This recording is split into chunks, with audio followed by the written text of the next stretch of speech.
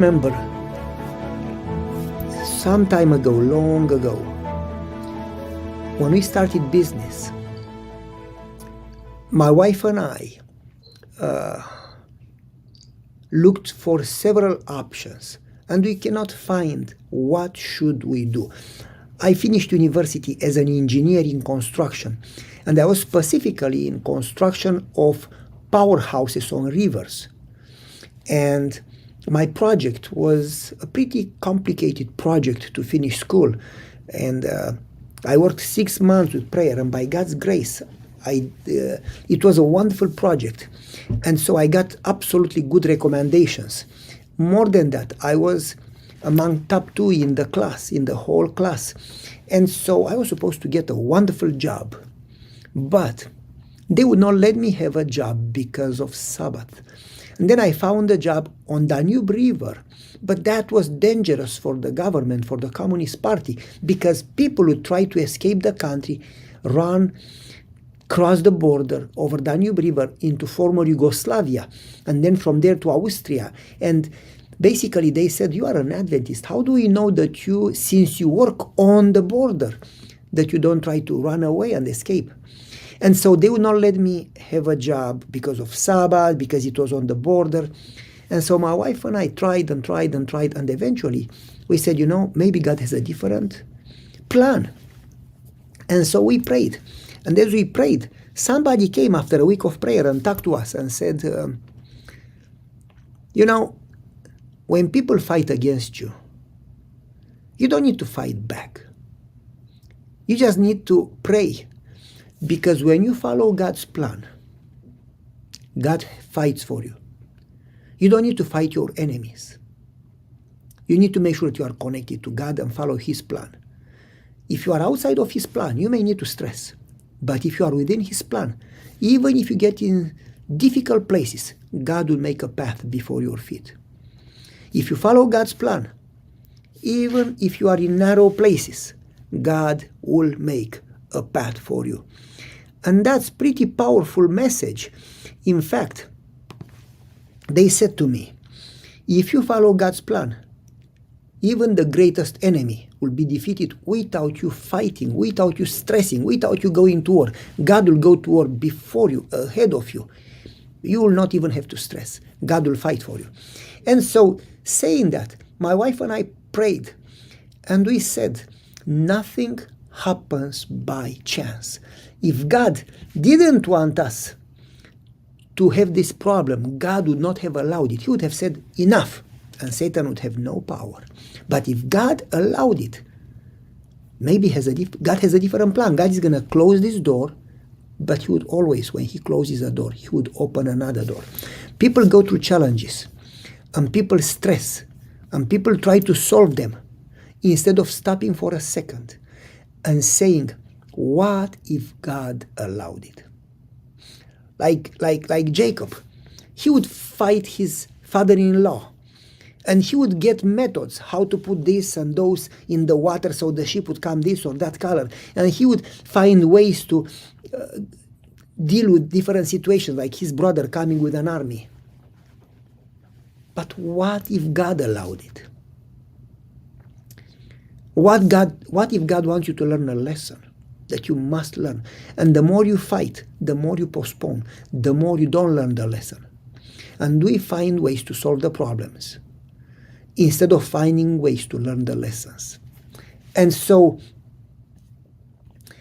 my wife and I talked about it, and we decided, instead of fighting back and trying to keep looking for a job in that area, what if that stress, that challenge that you go through, what if that problem that you go through and you pray about and you try to solve it, what if God allowed it?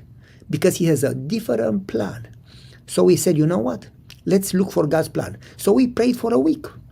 All those people that opposed us, we had nothing to do with them anymore. Instead of knocking their doors and pleading, and we prayed for a week. At the end of the week, somebody knocked in the door. It was one of the church members. I was not a pastor yet, but I was involved in the church heavily with the youth.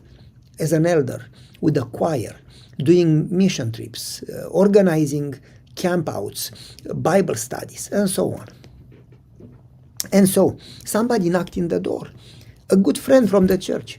And every time I would have my car broken, her husband would fix the car. And she had a sewing little business at home.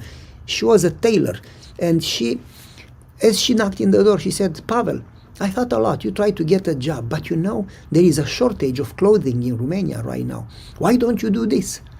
I said, I know nothing about sewing. If you ask me about sewing, I would rather go and build a house than to sew a coat or something. It's like you would teach a horse to fly instead of to run. I'm not a tailor. And she laughed and she says, you don't need to. God gave you different gifts. You know how to provide the product, the material, the cloth, and your wife would know how to sew it. And she was good. My wife knew how to do almost anything, and in the house. And maybe this way. And she says, I'm going to provide you the model, the forms that you use to make a coat or pants or whatever. We said, okay. So we started to pray about it. What if this is an answer to prayer? So instead of fighting to solve this area, we went in totally different direction. It would have never crossed my mind ever and ever. And so she gave us some forms that you put on the cloth, and then you use a chalk, and then you cut it, and then my wife would sew it together. And so we got those forms. But then we said, I don't like small things, either big or nothing. I don't like mediocrity, either big or nothing.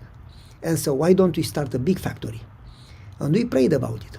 And we went to Bucharest, and we went to the first factory, asking for raw cloth. But it was a crisis during communism. You could not find anything. The stores were literally empty. So the factories. And they said, we have no cloth. The government exports everything to pay the country debt. And so we went to the second factory, to the third, to all factories, several of them, all factories in the capital. And there were many, not one or two or three or five or eight. We went to all of them. It took about a month every day going to a factory. And then sometimes it took more than a day, because you would go and they would ask you, come tomorrow and talk to the general manager. And he would say, come next day and talk to the executive, the CEO, the top of the factory. And then they would say, come next day. And they would ask you to go every day for 3, 4, 5 days. And then eventually they would say, no, we don't have material. And so I got pretty tired of it. After a month of winter, walking through snow and water, in strong winds and cold, I just got tired. I said, honey, we have been to 10, 12 factories, and all of them say no. Should we give up? So my wife said, let's pray. Because if God led us that direction, He will make a way. We don't have to fight. He will fight for us. We prayed. And we said, Lord, you don't understand. Do you want us to keep going? And God impressed us. Keep going to all of them. How many are there left over? 1.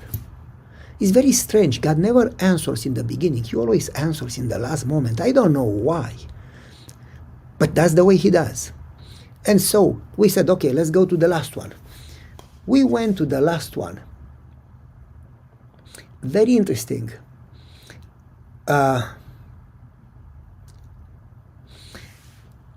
I go to the lady, and she is a manager, and I say, please tell me who is the boss, who is the head. Well, the director of the factory, the CEO of the factory actually, is also a lady, and her office is there.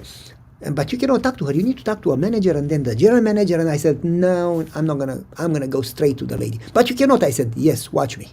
I just walked straight to the CEO, opened the door. It was a first room, the secretary, and then a second room where the CEO. I said, I need to talk to the CEO. You cannot, you need an appointment. I said, watch me. I knocked in the door. She assumed it's the secretary. I opened the door. I said, I am Pavel Goya. I need to talk to you. Do you have an appointment? I said, nope. And I'm not going to wait for one. I've been walking for a whole month through snow every day from factory to factory. And I said, quote, they send me from Anna to Caiaphas. She says, what do you mean? Oh, this guy sends me to that guy sends me back to this guy, and then this guy sends me to that guy, and that guy sends me to that lady.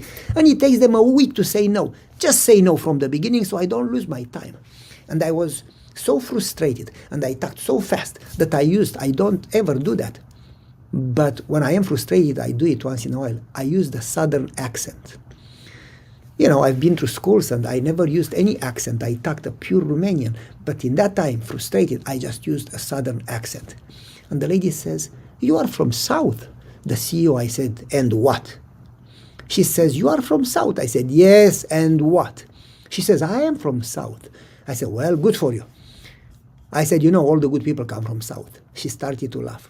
And then she says, "You said your name is Goya?" I said, "Yes." "Well, my name is Goya." I said, "Whoa, good for you. All the good people are called Goya, She laughed. And then she said, "Who is your father?" I told her, "My father." She says, "Are you kidding me? He's my cousin." "Who is your grandfather?" "My grandfather is brother with your grandfather." I discovered that the CEO was my aunt. And she says, "Tell me what you want." Well, I told her what I want. "Where have you been?" I said, "To every factory in the Bucharest, in the capital, in the country, to every factory that is here in this area, within 30, 40 kilometers around, I says, "They all said no." I said, "Yes." She says, "Sit down."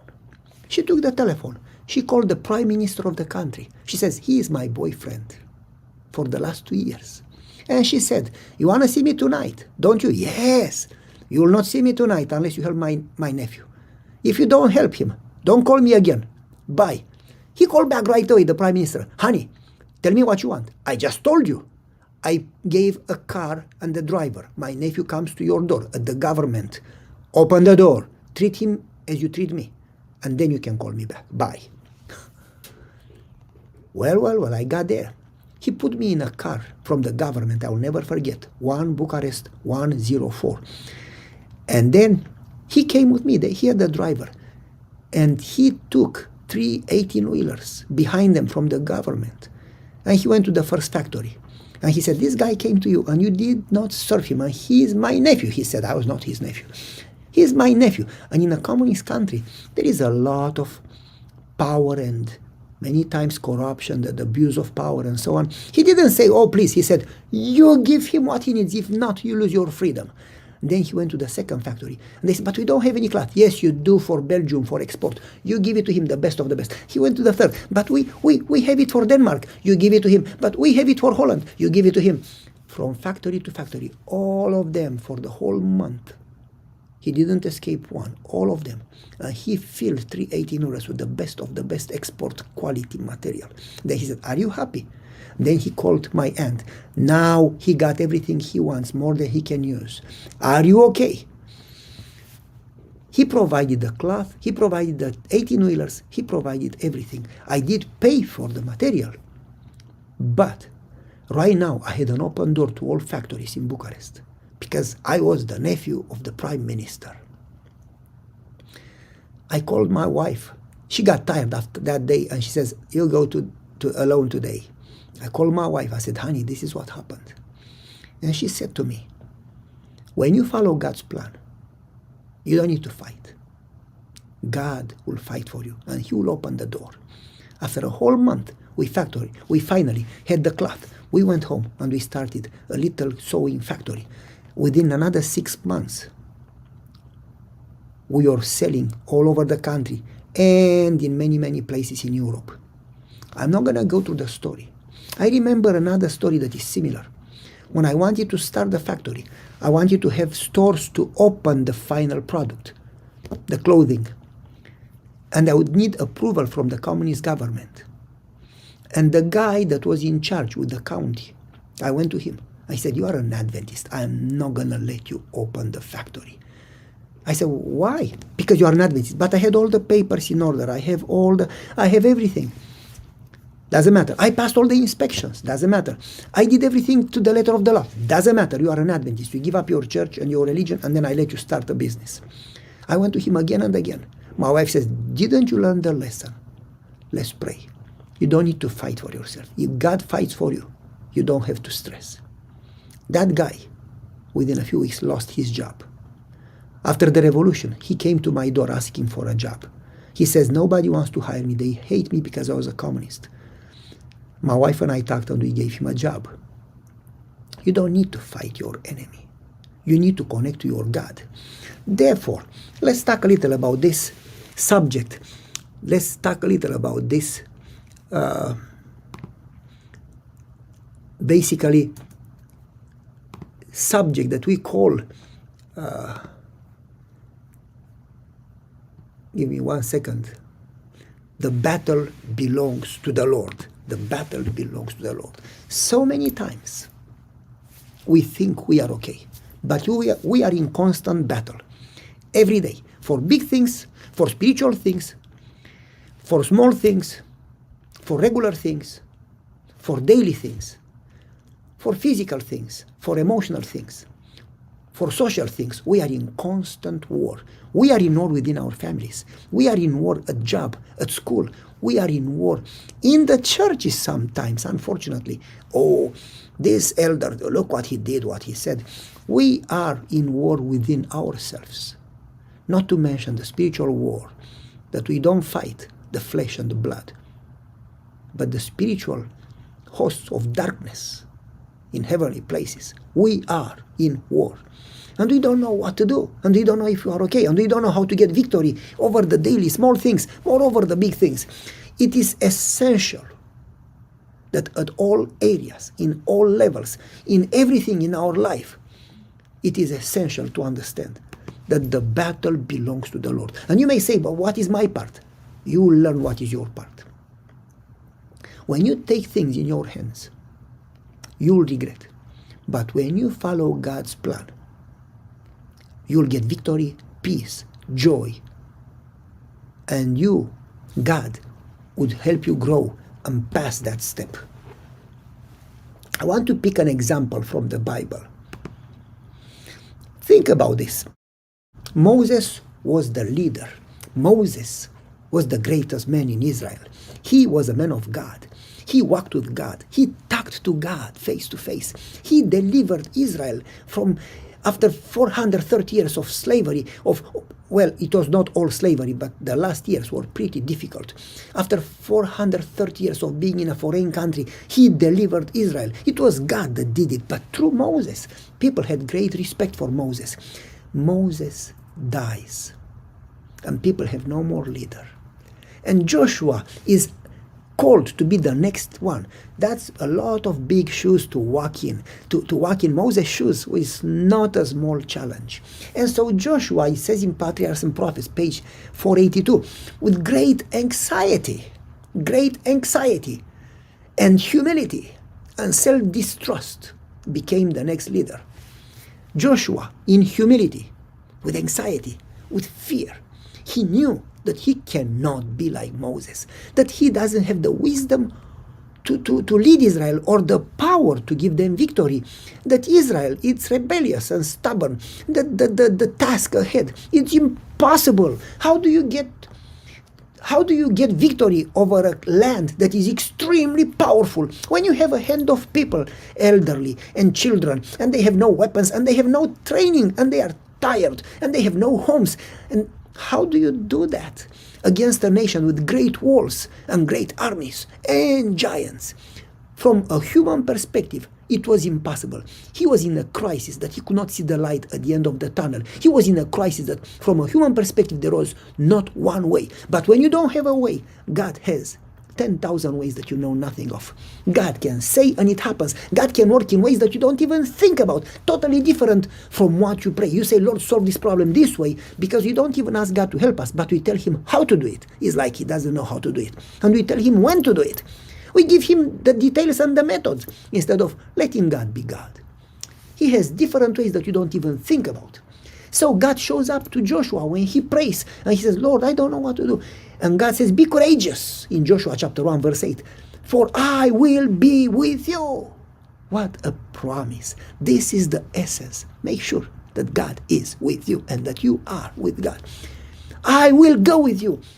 Make sure that you obey me, that you love me, that this law will never depart from you. And then you will succeed. Very interesting. They had the covenant with them, the law in the covenant, in the Ark of the Covenant. And the law would go ahead of them and they would follow the covenant. And when the light, the pillar of fire or the cloud during the day would stop, the covenant would stop, and people would stop. And when the light would move, the covenant would move, and the people would move. They followed God's command at every step. When God says stop, you stop. And so, they were supposed to cross Jordan. But how to do that? You think about it. You may think Jordan is small or big. I don't know. I could give you a few pictures. I've been there. And so, God told him, tomorrow you'll cross Jordan. But God didn't tell him how, because that's the way God works. When God tells you to do something, very rarely he tells you how. God told Abraham, leave your country. But God did not tell Abraham where to go, what direction. It's like God would say to you, go to the train station and take the train. But God would not say, take it to the left or take it to the right. Take it to Maine or take it to Florida. God would not tell you where. So you go to the train station and you say, what am I? And as soon as you get there, then God will say, take that train. And you take that train, but he doesn't tell you where to get off the train. And you get in the train and you go, and you may go for 8 hours. And God will say, now, next station, you get off. But he doesn't tell you to go left or right. And you need to learn to trust in him, because God would never tell you the plan for tomorrow today. He will tell you the plan for today, and the plan for tomorrow. And that's the reason we need to know God to the point that we trust him. And so God told Joshua, cross Jordan, but God didn't tell Joshua how to do that. But when God tells you to do something, if you obey him in faith, he will provide the means, the methods. And so I want you to think that Joshua knew, Patriarchs and Prophets, page 482, Joshua knew that whatever God would ever command, he will prepare a way that you can perform it. I want you to hear, I'm going to repeat. Joshua knew, as a matter of fact. He didn't think, he didn't hope. It doesn't say Joshua hoped. Maybe. Joshua knew. As the Bible says in Romans, we know that all things work together. We don't hope, we don't think maybe all things work together. We know that all things work together. Joshua knew, as a matter of fact, that whatever God would command, he will make a way to make it possible so you could perform it. And in this faith, knowing that, he started the arrangements to cross the Jordan before knowing how he will do it. That's crazy. As a leader, you go to people and say, tomorrow we cross Jordan. And people say, how do we do that? You have a board. You are the pastor. You tell the church, we will do this. And people say, Pastor, do you mind if we ask how? We don't have the money. We don't have the power. We don't have the tools. We don't have the people. How? Well, God told me to do so we must obey. Imagine that people knew that Joshua was a man of God and a man of integrity if they trusted him to start the arrangements. It's like people knew that he was walking with God. Otherwise, they would have never listened to him. And so, I want to give you a picture with Jordan in 2 different seasons, just to help you understand. This is a picture of Jordan. It is so small. I've been there. In fact, when they baptized Jesus, they had to look up and down for a place that is a little deeper.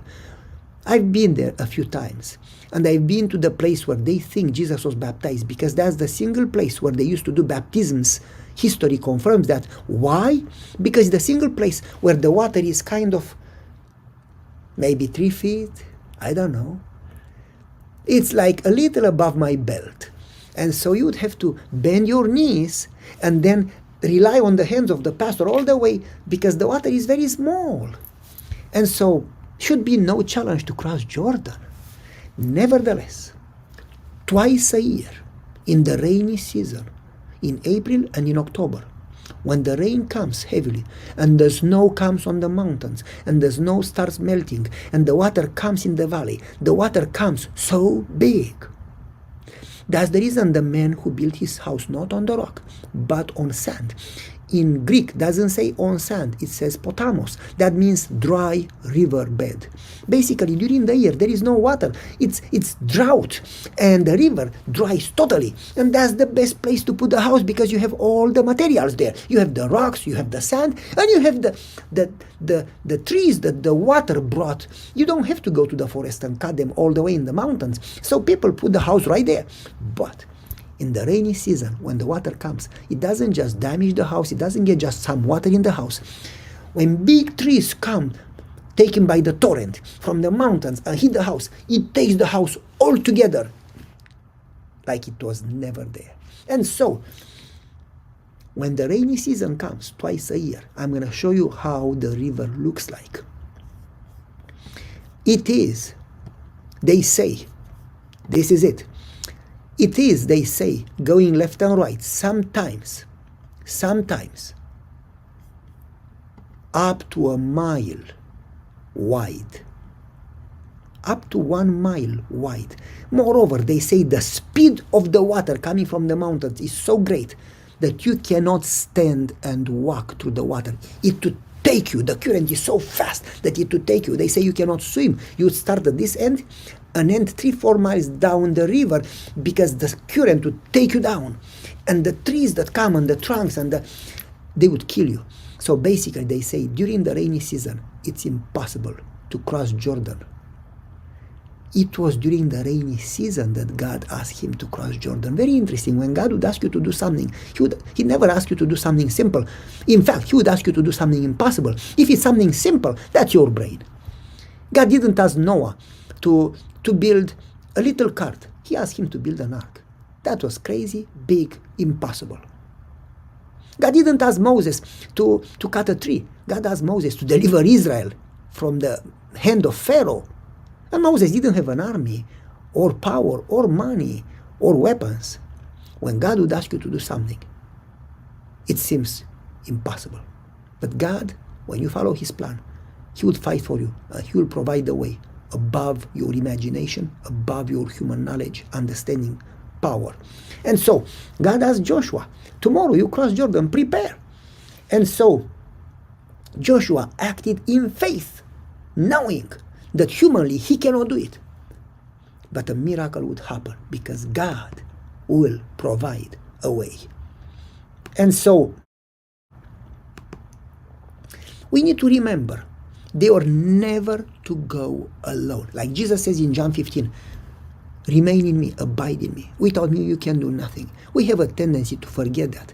We have a tendency to try to solve it on our own. And that's when we make a mess. Remain in me. They were always to have the Ark of the Covenant go ahead. You don't go ahead of God. You go with God. God goes first and you follow him. If he goes left, you go left. You don't ask questions. Well, but God went towards the Red Sea. That's nonsense. Let's go around the sea. No, if God goes to the Red Sea, you follow him. If God goes to Jordan, you follow him. But why don't we go 3 months later? If God says you go today, you go today. They follow the Ark of the Covenant, and they are always in his presence. They are not supposed to depart from the Ark of the Covenant. They are supposed to be in the presence of the Ark of the Covenant, Shekinah, the most holy place, God with them. That's what means Emmanuel, God with us. God wants to go with you. Do you want to go with him? And so, the mercy seat and the law, God's presence, were with them. Never, no enterprise, big or small. No action, big or small, spiritual or private in their daily life. Never, at no time, was to be done alone, but only in God's presence, following God's leading and God's plan. They are never to go alone in any endeavor, but only by his leading and presence. This is something that we don't understand, but is the reason for success. You go with God, he will assure you of success. God cannot lose the battle. You go alone, you will lose it. Very interesting. God told them, cross Jordan. But look, Lord, look to the water. Come on, Lord. These people would die. God says, cross Jordan. When God gives a plan, most people would wait for the problems to be solved in order to obey. God wants you first to obey, and then the problems will be solved. It's easy to obey when everything is taken care of. But it's more difficult to obey before things are taken care of. God didn't ask them to cross Jordan after the water would be separated.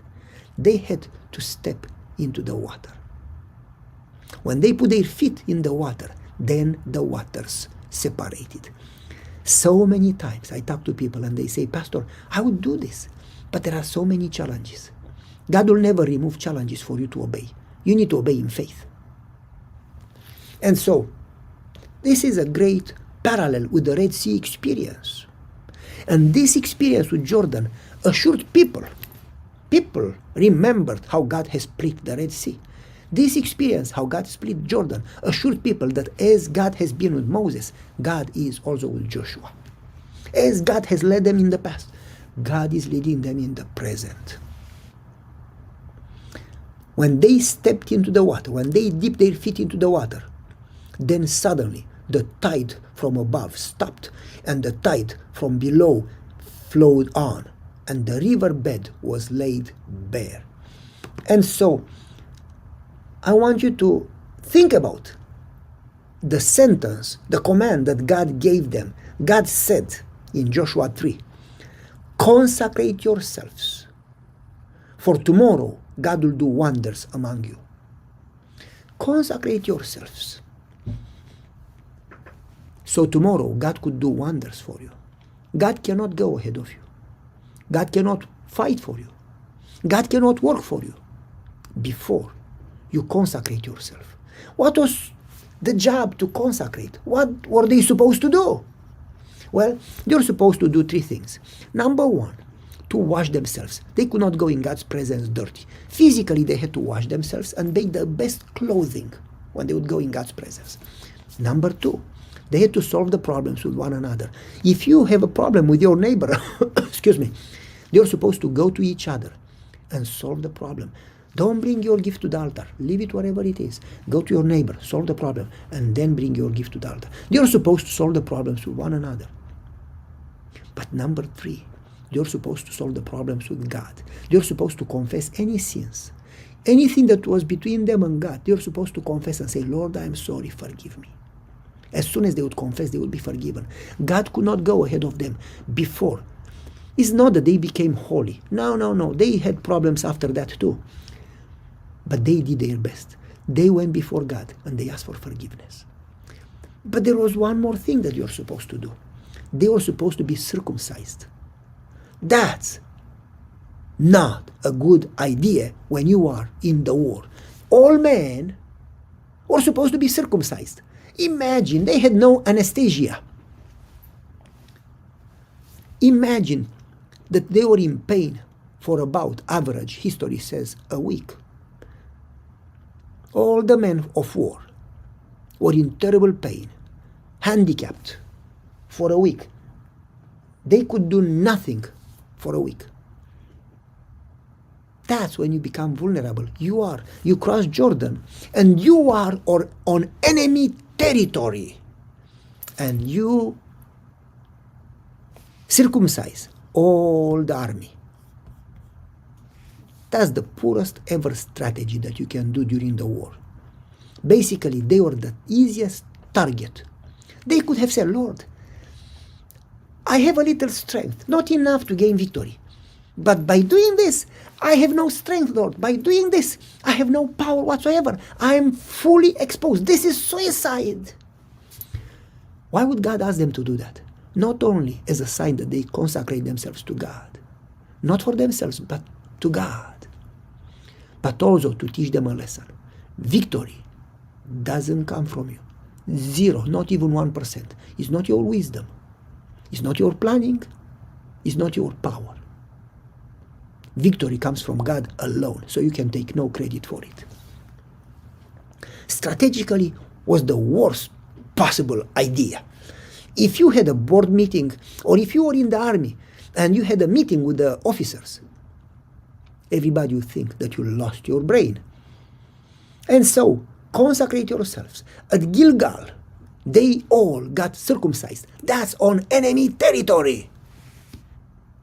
In that moment, they are the most vulnerable, in the worst possible physical location, with the least possible defense. In that moment, Joshua goes to prayer. And he says, Lord, and I put it in my words, we are nothing. We know nothing. We can do nothing. We deserve nothing. We depend on you entirely. What am I going to do, Lord? This people is your people. We have no power. We have no wisdom. We have no methods. We have no solution. We have no weapons. When you go before God and you acknowledge your total dependence on Him, that's when He works. God answers to a humble, honest prayer that acknowledges total dependence in absolute humility. Joshua goes to prayer. He is a man of prayer. He is walking with God. And he prays all the time. We see him. We believe that he was walking with God. Now, as Joshua goes to prayer after crossing Jordan, I want you to understand, he does it because he doesn't want to fight the enemy in his wisdom or power, but in God's power.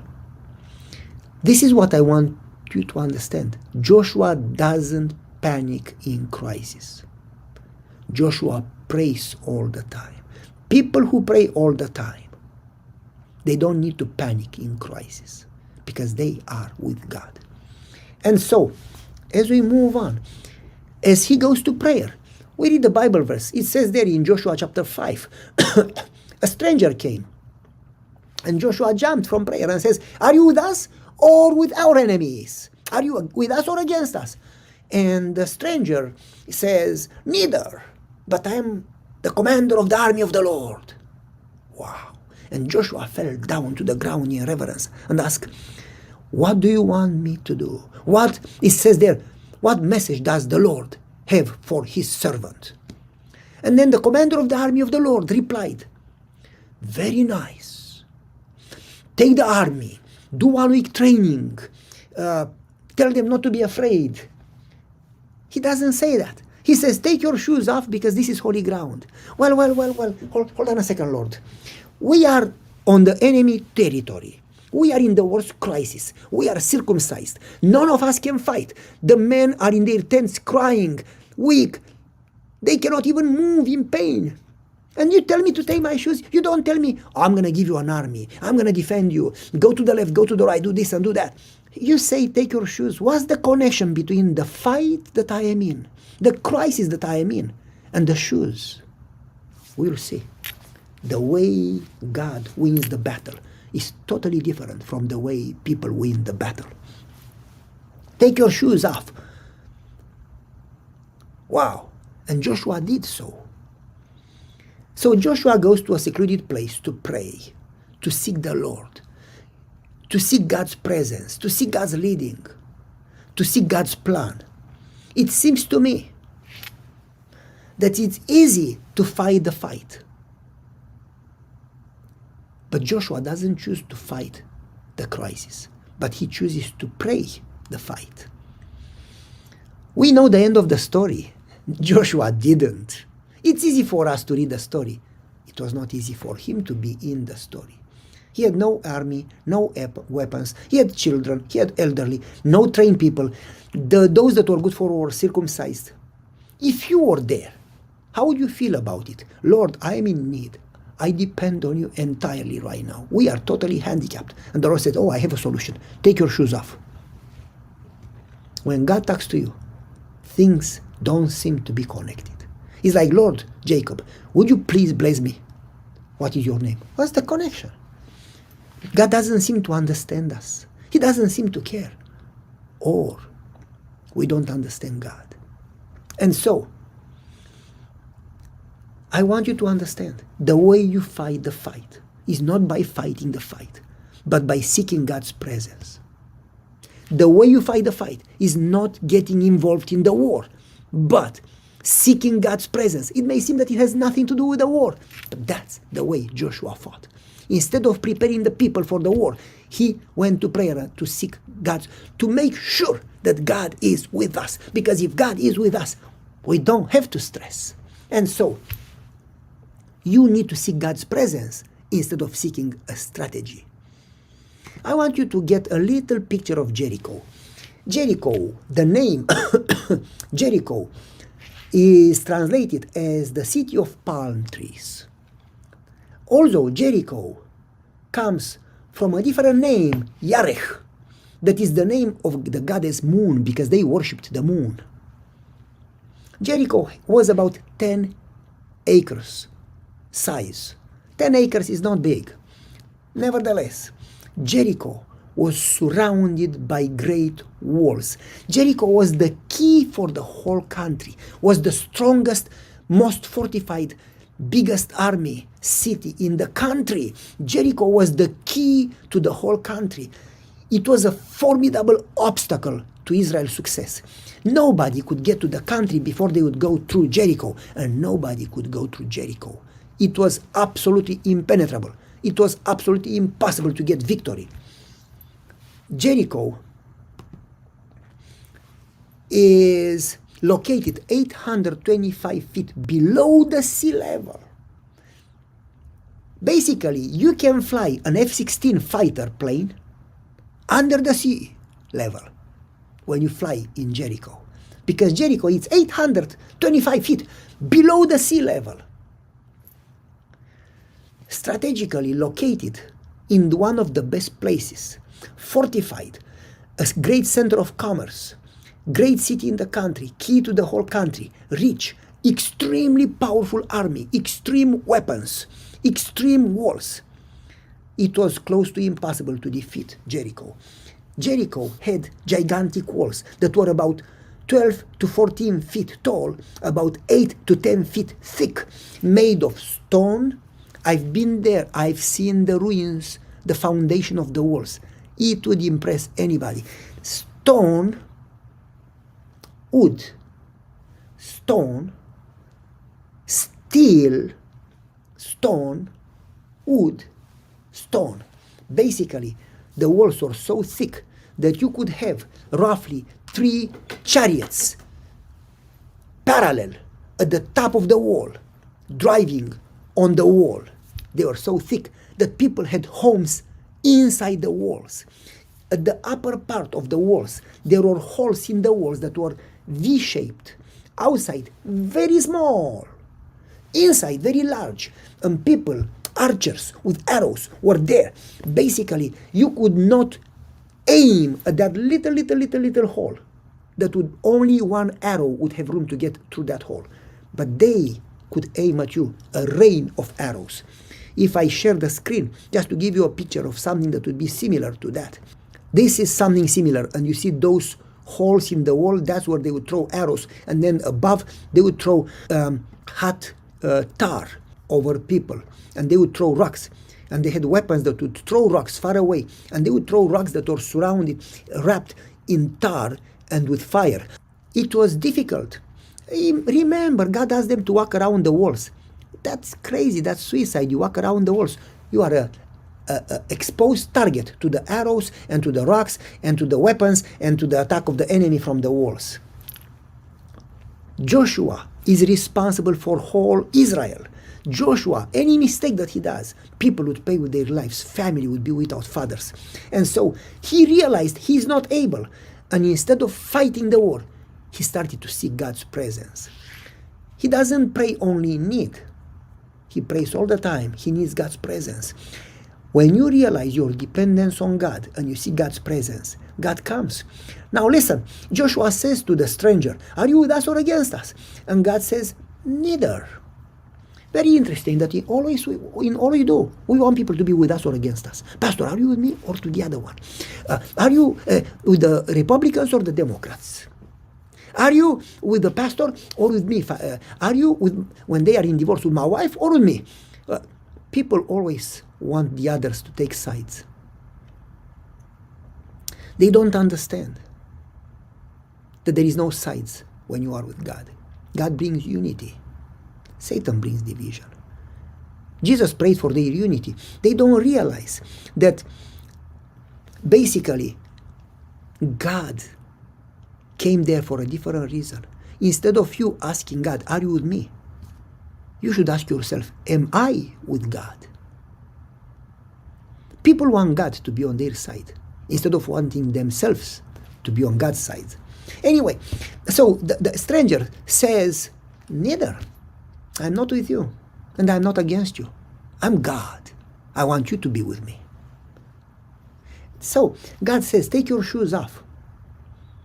That would reveal the identity of the stranger, because God told Moses the same, take your shoes off. Joshua knew right then that he is in the presence of the Most Holy One. He is in the presence of the Creator. And he knew right then that God is with them. What an assurance. What an assurance. He says, I'm neither with you nor against you. I'm the commander of the Lord's army. And I came now, he says in the Bible verse, and I came now because you called me. Joshua was calling the presence of the Lord. And God says, you call me. When you call me, I respond. If you seek me, you will find me. I came now because you call me. And Joshua says, what do you want me to do? What is my part? We always want to do. We want to do. What do you want me to do? And God says, I do the war. What I want you to do, you do have something to do. Take your shoes off. Isn't it interesting that we want to fight the war? We want to fight our battles. And God says, no. I fight your battles. You do have something to do. You take your shoes off. I want to explain a little about your shoes off. When they would go in the presence of the Lord in the sanctuary or to the tabernacle to worship, they took their shoes off. Always. People say as a sign of respect. Well, yes and no. Why would they take their shoes off? Free people had shoes. When you freed a slave, you would give them a pair of sandals. That was a sign that he is free now. Slaves had no shoes. When they took their shoes off, it was an acknowledgement that God is the master and I am the servant. In God's presence, they took their shoes off. And so, God said to Joshua, I will fight your battle. What is your part? You need to acknowledge me and to worship me. You need to understand that I am your master. And instead of fighting the battle, you rather need to turn your eyes from the battle and put your eyes on me and understand that I am God and that you are in my presence. And so, take your shoes off. Number one, the way you fight your battle, instead of seeking help, you seek presence. Joshua went to prayer. Instead of seeking help or an army or weapons, go, Lord, give me this resource, give me this, Lord, we need money, we need for event, we need people. Lord, we need you. If you are with us, we don't need money, we don't need people, we don't need strategies, we don't need anything, we need you. That's what people often forget. That's the reason they fail. Joshua realized their total dependence on God, and instead of seeking resources, he sought presence. He sees a man with a sword. He says, are you with us or against? He says, I'm the captain of the army of the Lord. Take your shoes off. What do you want me to do? Take your shoes off. This is holy ground.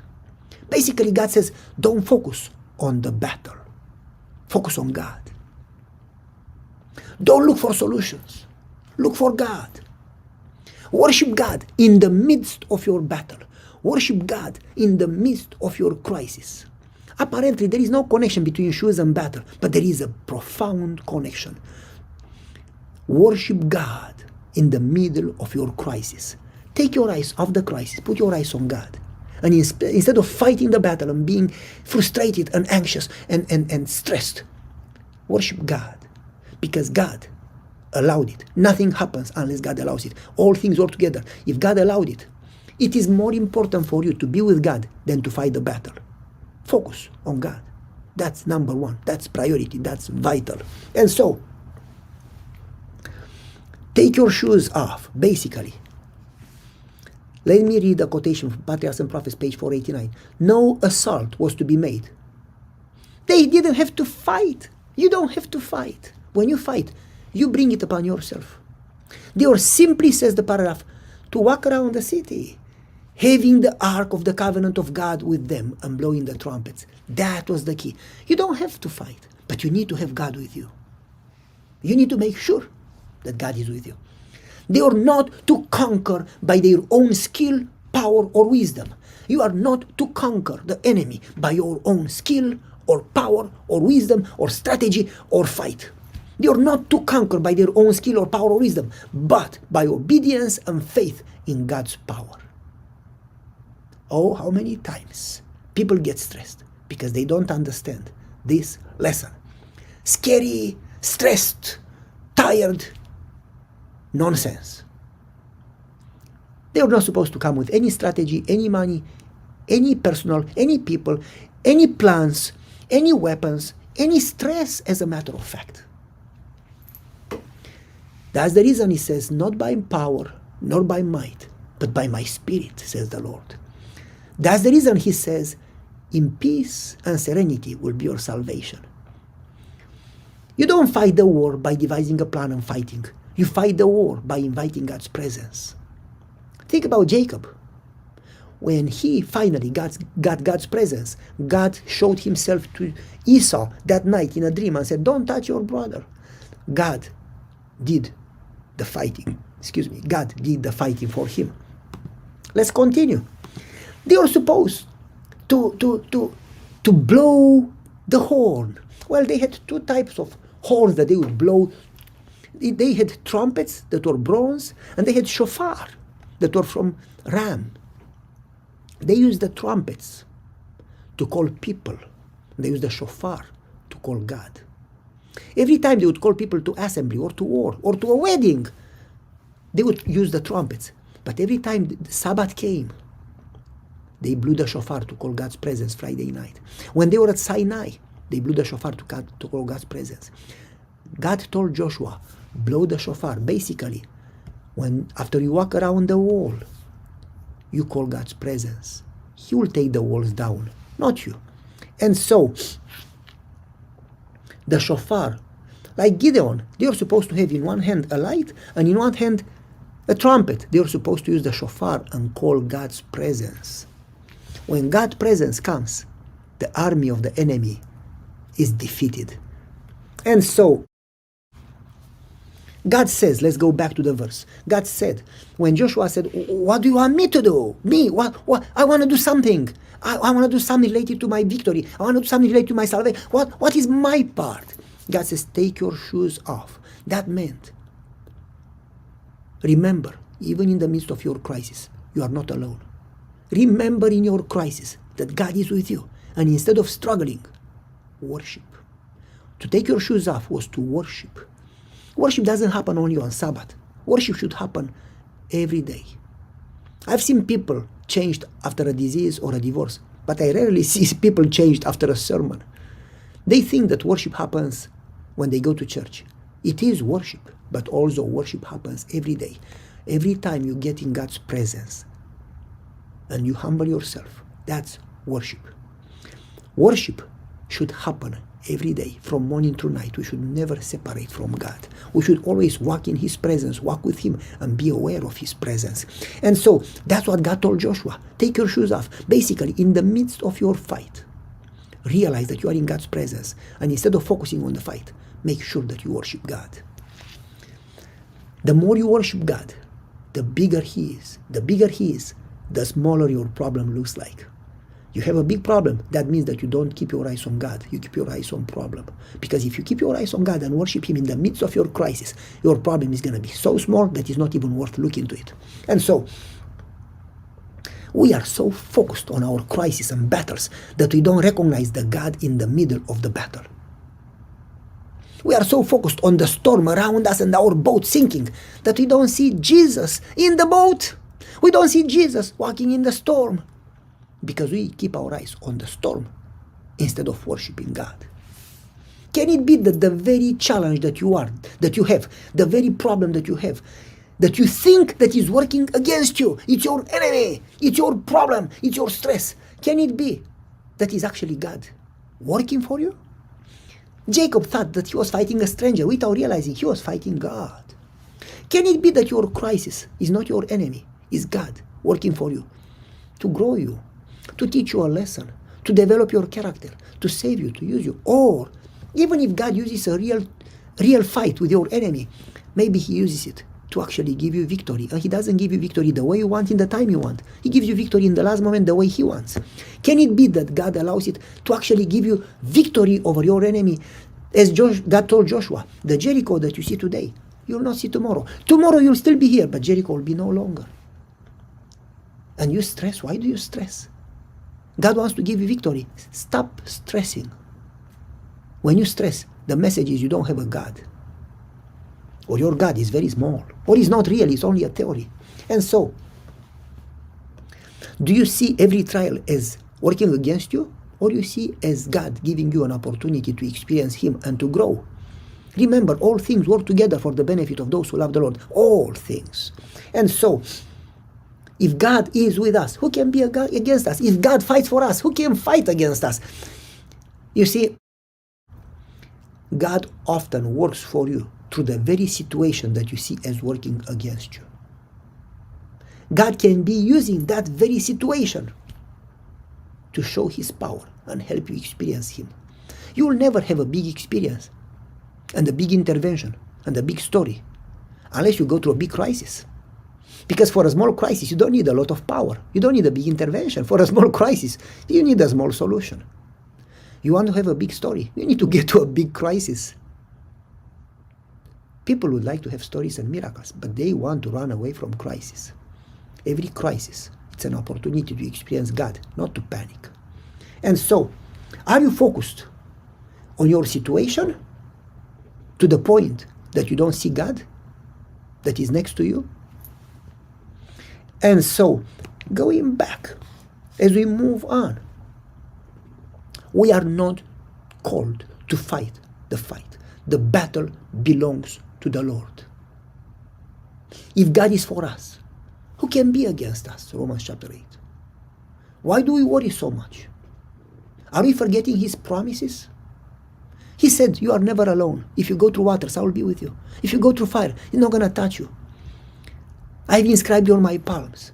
I love you to the point that I gave Jesus for you. Even if a mother will forget you, I will never forget you. I will never leave you nor forsake you. In repentance and rest is your salvation. In quietness and trust is your strength. Isaiah 30. You keep him in perfect peace, he whose mind is fixed on you. Isaiah 26:3. Are we forgetting all these promises? Why do we stress so much? We are so often ready to fight.